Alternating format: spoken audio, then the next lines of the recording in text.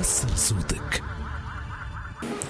Je regrette de ne pas être entre vous dans cette conférence, mais je tiens à manifester tout mon appui à cette initiative qui vise à renforcer l'économie de la Tunisie et la promotion de l'investissement dans le pays.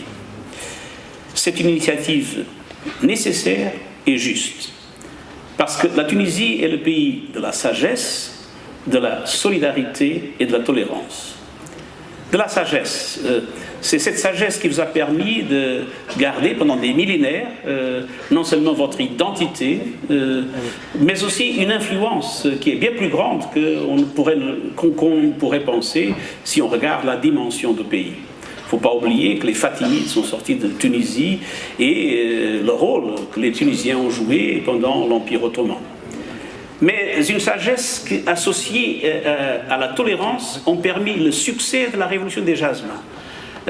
Quelque chose de remarquable si on note que c'est le cas de succès du printemps arabe.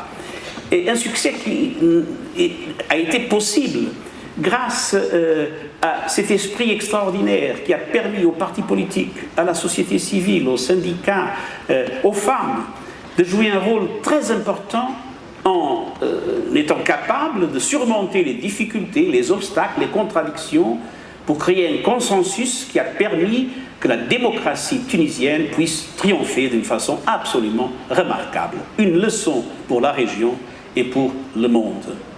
Mais aussi le pays de la solidarité. J'étais haut commissaire des Nations Unies pour les réfugiés, le moment où vous avez ouvert vos frontières, vos portes et vos cœurs à plus d'1 million de personnes qui ont fui la crise libyenne. C'était vraiment une démonstration de solidarité, d'humanisme absolument remarquable. Mais le succès de la Tunisie ne se base pas seulement dans les aspects politiques, dans les aspects sociaux. Le succès de la Tunisie a besoin d'une économie forte. Et je crois qu'il faut que les partenaires économiques de la Tunisie reconnaissent que l'appui donné jusqu'à présent à l'économie tunisienne n'a pas été suffisamment fort. C'est une économie qui a encore un taux de chômage très élevé, surtout pour les jeunes, ce qui est très dur pour le bien-être du peuple tunisien, mais ce qui est aussi une menace pour le pays et pour la région. Et en même temps, il faut reconnaître que pour le secteur privé, investir en Tunisie est une décision intelligente.